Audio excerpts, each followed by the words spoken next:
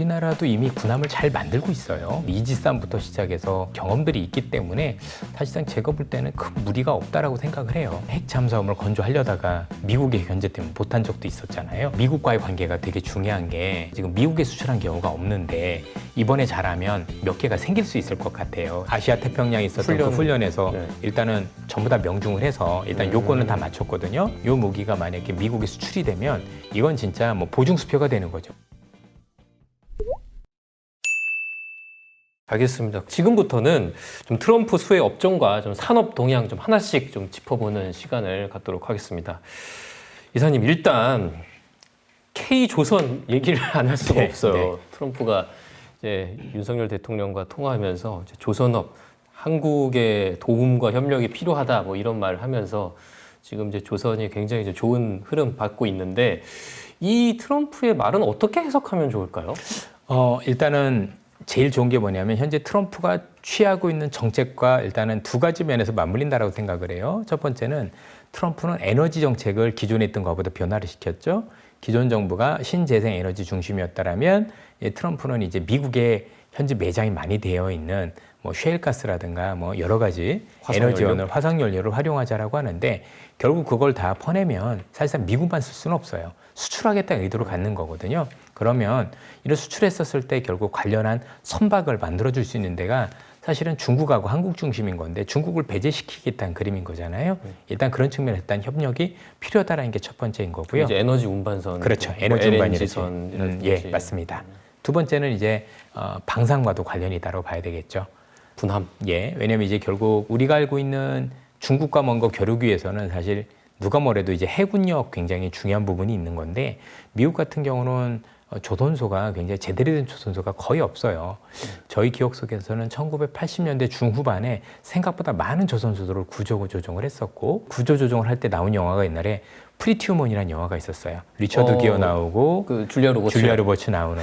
그때 이제 줄리아 로버츠는 뭐 직업이 좀 그랬고 네. 그 리처드 기어라는 분의 어떤 직업이 이제 기업 사냥꾼이었었는데 M&A 전문가. 예, M&A 전문가이면서 그 이제 어르신이 이제 하고 있었던 조선소를 인수해서 찢어 팔려는 움직임들이 굉장히 나왔었던 기억이 나요. 그때가를 핏돌 해서 뭐 했는데 지금 해군력 증강을 위해서는 선박에 대한 어떤 수리부터 시작을 해서 어떤 새로운 건조 이런 것들이 필요한데 현재 미국이 그런 관련한 어떤 부분도 없고 또 인건비도 비싸고 할 수 있는 여건이 안 되니 결국 우방국하고 손을 맺어야 되는데 그 우방국 쪽에서 현재 미국이 안 하고 있는 사업이 조선이잖아요. 어떻게 보면. 그래서 한국의 어떤 필요 협력을 굉장히 절실히하고 있다는 부분에서 저는 굉장히 중요하게 여기고 이게 만약에 단순한 협력이 아니라 중국을 아예 배제시키는 그림으로 간다라면 저는 의외의 어떤 성과가 나올 수도 있는 업종일 수도 있다라고 생각을 하고 있습니다. 일단 그 에너지 운반선부터 좀 얘기해보고 싶은데 그러면 가장 그 주된 선박이 LNG선이죠? 그렇죠. LNG선 뭐 아니면 석유화 운반선도 될 수도 있는 거고, 예. 우리 이제 조선 3사는 다 이제 만들고 있는 거고 지금 중국과 이제 경쟁 중인데 근데 제가 얼핏 듣기로 이게 수주도 무한정 좀 늘릴 수 없는 거로 알고 있거든요. 왜냐하면 도크가 이제 한정돼 있다 보니까 그래서 이 조선에 투자할 때 막연히 또 수주 실적만 봐서는 안 될 것 같은데 뭐 그렇다면 이제 투자자들이 볼 때 어떤 점에 좀 유념을 해야 됩니까? 선가가 제일 중요하죠. 선가. 네, 결국에는 내가 더 이상 도크가 꽉 차서 받을 수 없는데 추가 수주를 받으면 그만큼 선박 가격을 높게 받을 수 있습니다. 그게 결국 이익률 측면인 거고 주식이라는 건 잘 아시다시피 수주를 많이 받았다고 해서 오르는 건 아니에요. 그 수주가 저가 수주면 수주를 억만금을 받아도 주가가 안 오르거든요. 그러나 제한적인 수주여도 그 수주가 가격을 계속 올려서 즉 이익률을 높여서 받는 게 주가 상승 요인인데 사실 그런 측면에서는 의미가 있다고 봐야 되겠죠. 그럼 내가 투자하려는 조선 회사가 좀 선가를 시장가보다 좀 높게 받고 있느냐? 그렇죠. 이런 것들을 확인해야겠네요. 예. 그래서 아마 각 기업별로요. 그 선박 믹스가 있어요. 그래서 비싸게 받은 거, 더 비싸게 받은 거 이런 것들이 굉장히 좀 많이 나올 거고요. 또 일부 회사들 같은 경우 예전에 저가 선박 수주했던 것들이 이제 이익이 반영되는 시기가 조만간 끝날 거예요. 그럼 이제부터 이익이 완전히 올라오는 그런 어떤 형태가 될 수도 있는 거고요. 또 이제 물론 여러 가지 부분이 있지만 이제 인건비라든가 아니면 우리가 알고 있는 여러 가지 원재료를 하면 이제 철강 가격 이런 것들도 봐야 될 텐데 그나마 다행인 건 최근에 철강 가격은 중국 때문인지 너무 싸져 있지 않습니까? 원재료 가격은 큰 부담이 없는 것 같고 전체적으로 일단은 선가를 얼마나 받을 수 있느냐가 더 중요한 것 같습니다. 그러면 우리 좀 그 조선업은 미국의 뭐 채굴 산업이라든지 아니면 뭐 석유화학 뭐가 될까 에너지업과 조금 맞물려 갈 수 있겠네요. 있는데 채굴이나 그런 거하고는 좀 다릅니다. 미국에서 이제 채굴법 같은 예를 들어서 중동이나 이런 데서 채굴법 같은 경우는 같은 가스를 채굴한다고 하더라도 심해서 하는 경우가 되게 많아요. 일부 국가들은 뭐 땅에서 하는 경우도 있지만, 근데 이제 얘네들 같은 경우는 사실 수압파쇄법이라고 그래서 일반 땅에서 뭐 하는 그런 형식이다 보니 그것과 관련해서는 한국에서는 거의 관련 기업들이 그 강관 빼놓고는 거의 없다라고 보시면 될 것 같고요. 일단은 그 가스를 또는 그 에너지원을 채굴을 했었을 때 그 채굴을 수출할 때 영향이 가장 크다라고 봐야 되겠죠. 그러면 미국에서 좀 어떤 이제 그런 셰일가스 관련한 이런 그렇죠. 업종들이 어떤 게 있는지도 좀 파악을 해야겠고. 다행스러운 건 뭐냐면 원래 유럽이나 다른 국가들이 원래 가스 수입을 전부 다 옛날엔 러시아, 노드스트롬이라는 가스관으로 하다가 지금 이제 사이가 안 좋아지면서 그게 이제 끊긴 거잖아요. 그러니까 그 자리를 지금 미국이 들어가고 있는 거니까 그게 의미가 있다라고 봐야 되겠죠. 그럼 그 우리가 흔히 뭐 조선업은 이 해운 사이클과 또 이제 밀접하게 영향이 있다고 하잖아요. 근데 그거는 여기 이제 에너지 운반선과는 관련이 없고 컨테이너선 이런 쪽입니까? 컨테이너 중심이 이제 무역 중심이 되겠죠. 네. 근데 이제 보호무역이 되면 무역은 조금 줄어들 가능성이 높겠죠. 왜냐면 이제 결국은 지금 사람들한테 야 미국에서 수비를 할 거는 미국에서 만들어라는 얘기가 되는 거니까 그만큼 조금 이제 우리 운송 쪽은 좋아질 수 있죠. 그렇죠. 미국 내에서 이렇게 운송하는 기업들은 좋아질 수 있지만 뭔가 선박으로 중국을 왔다 간다 하나 이런 것들은 시간을 두고는 조금씩 줄어들 가능성은 있는 것 같아요. 그렇죠. 그래서 뭔가 컨테이너 선박도 뭐 이전만은 못할 수도 있지만 어쨌든 간에 최근에 조선은 그런 거 이외에도 노후 선박에 대한 교체라든가 아니면 연료라든가 이런 어떤 기후와 관련된 여러분들 아시는 것처럼 우리가 알고 있는 에너지원들 중에서 제일 문제가 되는 에너지원이 사실 선박에서 현재 나오는 그 배기가스가 모든 에너지 중에서 가장 심각합니다. 보통 여러분들 아마 항구 이렇게 가보시면 옛날 배들 보면 통통통통 거려도 까만 연기 나오는 거 보셨나요? 정말 조그만 배 하나가 통통배에서 내뿜는 그 연기 그 매연이 우리가 알고 있는 디젤 자동차 30대 분을 내뿜습니다. 그럴 정도로 안 좋거든요. 중국이 친환경 선박을 잘 못 만들죠. 그래서 우리보다는 덜하긴 한데요. 네. 최근에 기술력이 많이 따라왔습니다. 그래요. 예. 그래서 뭐 국제 해사기구라고 하나요? 그 IMO IMO. 같은 데서 네. 어떤 이제 친환경 선박 일정 비율로 만들도록 규제를 하는 걸로 알고 있는데 그렇다면 그런 것들을 봤을 때도 우리 조선업이 친환경 선박들 좀 잘 만든다면 또 기회가 될 수 있겠네요. 그런데 최근에 이제 선박을 수주한 거 보면 중국이 월등히 수주력이 많죠. 근데 그거는 뭐 걔네들이 워낙 생산 그렇죠. 캐파 자체가 많아서 그런 거 아니에요? 많다 보면 기술력도 올라옵니다. 또 많이 만드니까. 우리도 했는데 왜 나중에 중국 네. 못 따라올 거라는 그 생각들을 하시는지 잘 모르겠는데 분명히 우리보다는 지금 못하지만 시간을 두면 그럴 수가 있는 거겠죠. 그래서 저희들의 바람은 아예 미국이 중국을 배제시켰으면 좋겠어요. 그렇죠. 그러니까 우리 서방 국가들 내에서는 중국에서 만든 배라든가 아니면 중국발 이런 선박들 같은 경우는 아예 못 다니게 하는 게 좀 맞지 않을까. 조선 분야에서 그 중국 말고 좀 경쟁될 만한 나라는 없어요. 일본이죠. 일본. 예. 근데 일본은 아무래도 인건비도 좀 비슷하고 여러 가지 면에서 있다 보니까 그 정도는 아니라고 보여지고 결국 글로벌에서는 지금 한국과 중국이 거의 양분하고 있다고 보셔도 될 것 같습니다. 아까 그 군함 얘기 하셨잖아요. 네. 그래서 좀 군함 얘기 하고 싶은데 제가 이제 군함이 미국에는 이게 존스법이라는 게 있어서 미국 내에서 만들어야 미국 내에서 되고. 만들어서 그래서 걱정을 하는 분들이 아니 그러면 마치 이거 반도체나 배터리처럼 조선소를 미국에다 지으라고 하는 거 아닌가. 그래서 정작 우리가 뭐 군함 좀 만들어도 우리 기업들이 이게 수혜를 받지 않는 거 아닌가라고 좀 고민하는 분들도 있는 것 같아요. 최근에 그것 때문에 미국에서 존스법 개정에 대한 얘기가 일부 나오고 있고요.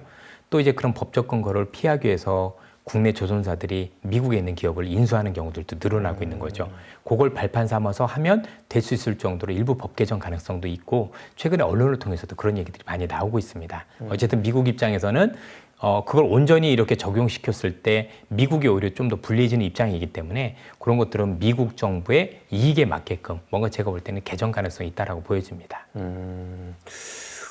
그때 우리가 아직 미국 군함을 직접 이제 만들지는 않고 그러니까 MRO라고 뭐 해서 수리라든가 이제 수리 뭐, 뭐 예. 유지 보수하고 이제 이런 정도에 하고 있잖아요. 근데 뭐 이것도 뭐 대단하죠. 하나오션이랑 뭐 HD, 현대중공업 또 이번에 사업을 진출을 하고 뭐 20조 원 규모가 될 거다라는 이제 전망도 있었는데 이 군함 분야는 근데 좀 막연하긴 하거든요. 근데 우리나라도 이미 군함을 잘 만들고 있어요. 전 세계에서 여러분들 생각보다 우리나라가 해양과 관련해서도 해군에서도 굉장히 역량이 큰 국가고 뭐 이지스함부터 시작해서 굉장히 좋은 어떤 선박들을 많이 했던 어떤 경험들이 있기 때문에 사실상 제가 볼 때는 큰 무리가 없다라고 생각을 해요. 물론 이제 거기다 핵심 장비 이런 거는 한국산을 쓰지 않고 본인들 거 이런 거 중심으로 하겠지만 기본적인 선박에 대한 어떤 건조 이런 것들은 저는 한국이 굉장히 큰 어떤 노하우를 가지고 있다고 생각을 합니다. 예전에 사실 우리나라도 한번 핵 잠수함을 건조하려다가 미국의 견제 때문에 못한 적도 있었잖아요. 그 얘기인즉슨 우리가 못하진 않는다는 얘기가 되는 거거든요. 뭐 잠수함은 만든다 하더라도 그 뭐 원자로 같은 것도 할 수가 있어요. 우리가 기술이 없는 게 아니라 제가 볼 때 허가가 없다라고 알고 있습니다. 예, 그래요. 예. 대단하네요. 실제로 우리가 지금 군함이 어디였더라? 호주인가? 뭐 몇 군데 또 인도를 했죠. 호주에서 했다가 이번에 이제 탈락을 했고요. 그래서 이제 아마 제가 알기로는 독일이 이렇게 독일하고 다른 국가하고 연합해서 된 걸로 알고 있었는데 그렇게 된 게 이제 호주에서는 한국에 대해서 되게 아쉬워했죠. 왜냐하면 다른 나라들 같은 경우 연합해서 한 군데씩 이렇게 입찰을 했는데 우리는 양쪽이 다 나갔고 그 양 회사가 또 소송 중이었었거든요. 그러다 보니까 되게 불리한데 아니 하려면 한 군데만 밀어서 적극적으로 하지 이렇게 해서 분산되면 쉽지 않은 거 아니냐는 얘기들이 있었던 것 같습니다. 근데 여기 말고도 지금 여러 국가에서 지금 군함과 관련된 수주, 뭐 캐나다에서도 지금 수주 얘기들이 지속적으로 나오고 있고 이런 것들을 감안한다라면 저는 시간의 문제라고 생각을 하고 있어요. 알겠습니다. 이 조선업이라는 게 사실 우리가 AI나 이제 2차 전지처럼 아주 이제 친숙한 분야는 아니다 보니까 이거를 이제 투자할 때 어디서부터 좀 공부하고 봐야 할지가 약간 막연한데 그 이제 초보 투자자분들은 좀 어떤 점부터 좀 유념하면 좋을까요? 일단 선박에 대한 기초부터 많이 아셔야 되는데요. 예를 들어서 선박 같은 경우는 크기에 따라서도 배 이름들이 많이 달라져요. 그래서 작은 선박부터 뭐 예를 들면 조그만 걸 핸디 사이즈, 그거보다 조금 큰 걸 레이커. 레이커는 5대 연하를 드나드는 크기의 배란 얘기거든요. 거기에 뭐 아프라막스급, 그다음에 운하별로 있잖아요. 수에즈 운하를 통과할 수 있는 수에즈막스급, 파나마 운하를 통과할 수 있는 파나막스급 이런 식으로 쭉 상선의 급이 그렇죠. 다니는 예. 거예요? 크기별로도 있고 뭐 유조선 같은 경우도 VLCC, ULCC라 그래서 베리 라지 크루드 캐리어, 울트라 라지 크루드 캐리어 그건 들어본 이런 것 것들에 같아요. 대한 거죠. 이런 어떤 일단 선박의 크기다. 일단 선박은 크면 비싸요. 예, 일단 그런 것도 있고 두 번째는 특수할수록 비싸요. 그래서 각각 특수선이 어디에 있는지 예를 들어서 무슨 우리가 알고 있는 심해에서 뭔가 우리가 알고 있는 원유를 퍼내는 잠수부 이걸 드릴십이라 보통 얘기를 하는 건데 아니면 아까 말씀하셨던 해양 플랜트도 있을 거고요. 아니면 LNG선이라든가 또 PC선이라고 해서 석유화학 운반선 여러 가지 원단들이 있어요. 암모니아선도 그것도 석유화학 운반선입니다. 그럼 이제 이런 각각의 배들이 왜 특수하고 그런 가격을 얼마나 받고 있고 어떤 회사들이 무엇을 하고 있는지 이런 어떤 기초적인 작업들이 조금 있어야 될 것 같고 여기에 대해 이제 이익구조라는 게 있잖아요. 그래서 뭐 인건비부터 시작을 해가지고 우리가 알고 있는 여러 가지 어떤 그 원재료에 대한 어떤 가격들 또 이제 전체적으로 봤을 때 선가, 사실 선가가 제일 중요한 거니까 그리고 이익이 올라올 때 이전에 싸게 수주받았던 게 이제 없어지고 새로운 어떤 이익이 반영되는 시점이 언젠가 이런 것들을 좀 면밀히 찾아보실 필요가 있어요. 의외로 조선은 조금 복잡해 보이긴 해도 다른 업종에 비해서 공부를 해보면 의외로 그렇게 어려운 분야는 아닙니다. 그렇습니까? 또 관련된 업종들도 뭐 많이 있죠. 이게 그럼요. 연급, 파급 효과가 벌어지는. 그럼요. 조선 기자재들도 많이 있고 철강부터 시작해서 뭐 페인트 업종에도 연관이 되게 있고요. 생각보다 이게 뭐 또 장치 산업이기 때문에 굉장히 큰 연관이 있다고 보셔야 될 것 같습니다. 알겠습니다. 이제 조선 얘기 잘 들었고요. 또 그 방산 얘기 좀 짧게 또 방산의 아버지이시니까 별 말씀을. 예. 그 지금 우리 지금 K 방산이 지금까지 그 뉴스를 봤을 때는 그 뭐 자주포라든지 전차 이런 것들이 많았던 것 같거든요. 그리고 뭐 현무 같은 미사일. 네. 근데 이런 거 말고도 좀 다른 무기들이 많죠. 우리나라 무기들은 거의 없는 게 없죠. 그렇죠. 뭐 전투기부터 시작을 해서 사실은 뭐 잠수함까지 없는 게 없이 다 있다라고 보여지고 특히 한국의 무기들은 대부분 가성비 중심으로 움직이는데 지금 무기를 구매하는 국가에 따라서 필요한 무기들이 다르다 보니 이런 현상들이 많이 나타납니다. 그래서 우리가 이제 그 방산을 볼 때는 어느 국가가 예를 들어서 분쟁이 생겼다. 네. 그럼 그쪽 지형하고 어떤 무기가 필수적으로 필요한지 어느 정도 보시면 아이디어가 나옵니다. 아, 지형을 봐야 돼요? 그럼요. 예를 들어서 평원에 있다. 그러면 우리가 알고 있는 예를 들어 중동 지역 같은 경우는 중동은 전부 다 사막이잖아요. 그죠? 그러다 보니까 서로 간에 공격할 때는 거의 대부분 미사일이나 드론 얘기밖에 못 들어보셨을 거예요. 그러면 모래바람도 많고 그렇죠. 그러니까. 그러면 왜냐면 예를 들어 후티 반군이 뭐 이스라엘을 공격할 때 그 거리에 설마 우리가 알고는 뭐 자주포를 쏘겠습니까? 그러진 않을 거잖아요. 그러면 거기서 필요한 무기들 같은 경우는 미사일이라든가 아니면 그 미사일을 요격할 수 있는 요격 시스템이라든가 이런 식으로 또 반대로 지금 우크라이나 같은 경우는 완전히 평지 아닙니까? 그렇죠. 보통 우리가 평지라고 많이 얘기하면은 포나 아니면 전차 중심으로 어떤 그 전력이 굉장히 강화되는 그런 모습들을 많이 보이거든요. 또 어떤 국가들 바다가 굉장히 많다라면 해군과 관련해서 필요할 수도 있을 것 요즘 같고요. 뭐 동남아들 맞습니다. 그러니까 여러 가지를 봐야 되는데 첫 번째는 이번에 우크라이나전이나 이스라엘 전쟁을 통해서 우리가 느껴야 되는 건 뭐냐면 전쟁의 양상이에요. 보통 시대마다 전쟁의 양상이 다르거든요. 예를 들어서 1차 대전 때는 굉장히 효과적인 무기가 여러 가지가 있었다라면 첫 번째 해군에서는 전함이라고 불리는 큰 배가 굉장히 역할을 많이 했고요. 그 다음에 지상전에서는 이 본인 게이트링이라고 불리는 게이트링건이라고 불리는 그 기관총 이게 어마어마한 살상의 역할을 했었고 전차가 처음 나오는 시기였었죠. 2차 대전 때는 잘 아시는 것처럼 독일은 전차로 그다음에 해군에서는 항공모함이라는 게 굉장히 유력한 어떤 무기 시스템이 됐는데 최근에는 누가 보더라도 뭐 드론이라든가 아니면 가성비 무기들 그렇죠? 뭔가 AI를 활용한 무기들 이런 것들로 해서 되게 전쟁 양상이 달라지고 있는 모습들이 많이 보이잖아요. 그러면 일단 전쟁이 예전에 이런 무기들이 새롭게 등장해서 뭔가 전력화의 핵심이었는데 지금은 전쟁의 양상이 이렇게 바뀌었고 그 필요한 어떤 전쟁 양상에 따라서 이런 어떤 그 무기들이나 장치들이 있어야 되겠다라는 생각을 가지셔야 되고 거기와 관련해서 또 두 번째로 봐야 될 거는 현재 벌어지고 있는 분쟁 지역에서 각각의 어떤 무기를 가장 필요로 하는지 그렇죠? 무기 그게 육군의 무기인지 아니면 유도 무기인지 아니면 해군의 무기인지 여러 가지를 또 본 다음에 마지막으로 또 봐야 될 게 국제 관계예요. 그렇죠? 국제 관계에서 우리가 들어갈 만한 틈이 있는 건지 예를 들어서 우리 중동과 관련해서는 우리가 잘한 것도 있지만 미국이 지금 중동한테 무기를 팔지 않는 것도 영향을 미쳤어요. 근데 예를 들어서 무슨 갑자기 미국이 나타서 이제 우리도 중동에다 무기를 많이 팔겠습니다 하면 우리 입장에서는 굉장히 큰 경쟁자가 생길 수도 있는 거지 않습니까? 외교이기 때문에 무기는 단순한 부분이 아니라 외교이기 때문에 사실상 이런 것들까지 굉장히 면밀하게 판단을 해야 됩니다. 이게 그래서 되게 쉬운 일은 아닌 것 같습니다. 그래도 메인 시장이라고 한다면 그래도 유럽 쪽이라고 아직까지는 유럽이라고 봐야 될 것 같고 그 큰 유럽 대륙이 여전히 이제 뭐 무장을 하기에는 아직까지 시간도 없었고 제대로 된 국가들도 많지 않기 때문에 그 수요는 여전히 크게 열려 있다고 봐야 될 것 같습니다.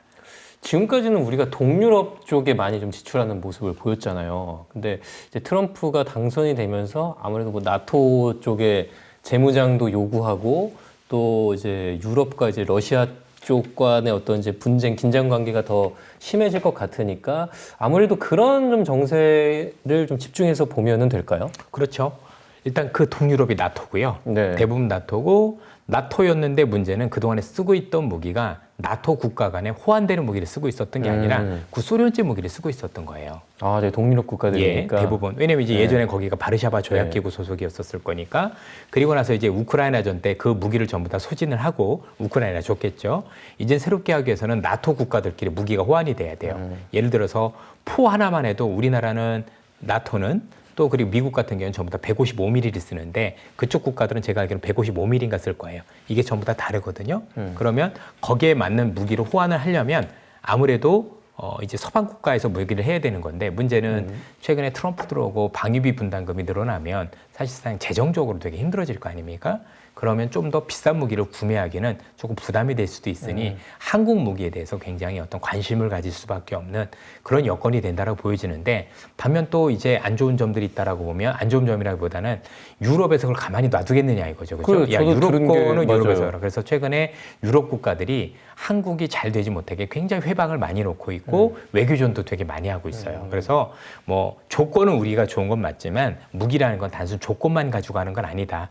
그래서 서방에 있는 국가들이 이 동유럽이나 이런 국가들한테 단순히 무기만 주는 게 아니라 또 다른 경제적 혜택이나 여러 가지를 주면서 예를 들면 우리가 알고 있는 그 예전에 노르웨이가 그랬거든요. 예. 노르웨이에서 원래 우리나라 전차가 사실은 1등으로 됐었는데 우리가 밀린 이유가 독일이 러시아에 있는 가스를 저보다 사주기로 하면서 딜을 했었던 그런 사례도 있단 말이에요. 그래서 무기라는 건 단순히 꼭 그 무기가 필요하고 이게 적합하니까 산다라는 것도 있지만 외교라는 게 굉장히 가미되기 때문에 우리가 유리한 여건이 되더라도 사실 그런 외교적 역량도 굉장히 필요하다는 점에서 같이 살펴보실 필요가 있습니다. 그래서 뭐 동유럽은 아까 보시기에 그렇게 좀 보시면 될 것 같습니다.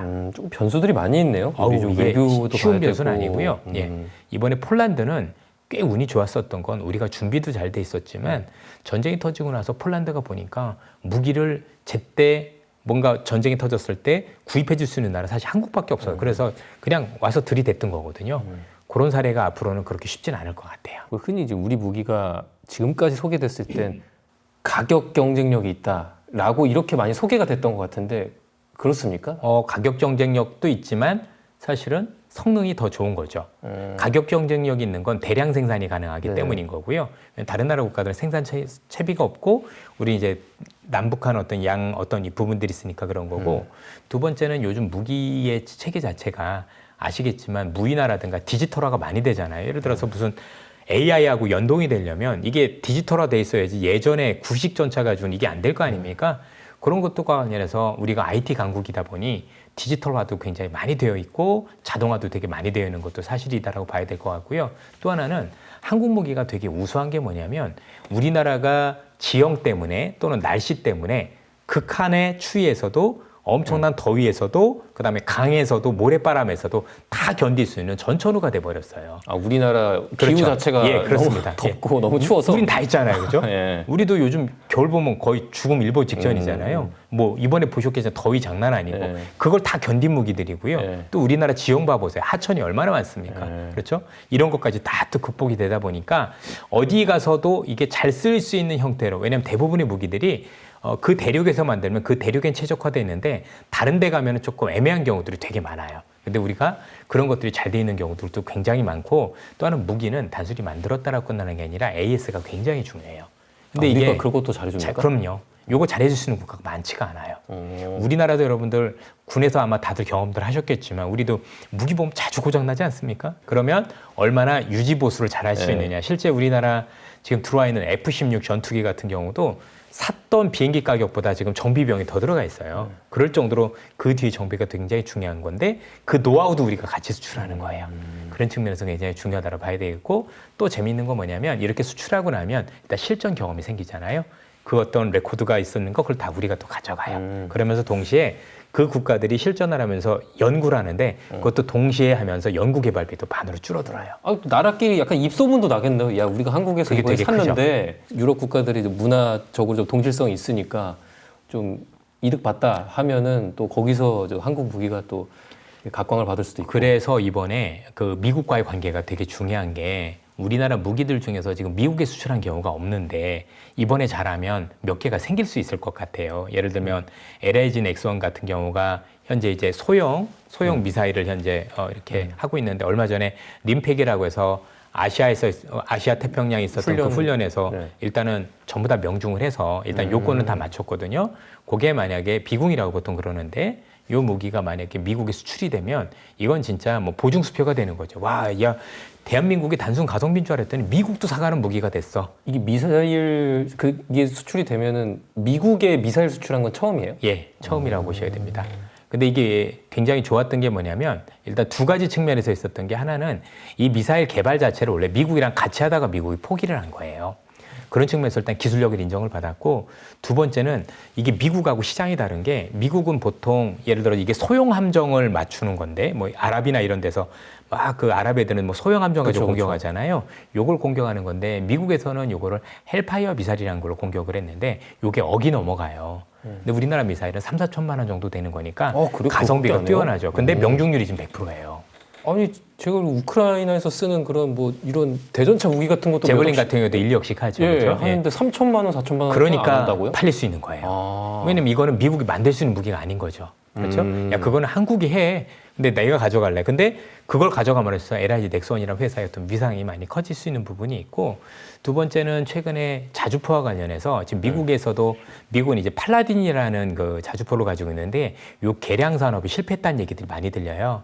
그래서 차세대 자주포와 관련해서 협력 국가를 찾고 있는데 그 중에 하나가 한국인 것 같아요. 아직 확정은 되진 않았지만 만약에 이럴 경우도 또 많이 달라질 수 있다라고 보셔야 될 것 같고. 미국의 K9 그렇습니다. 자주포를 그렇죠.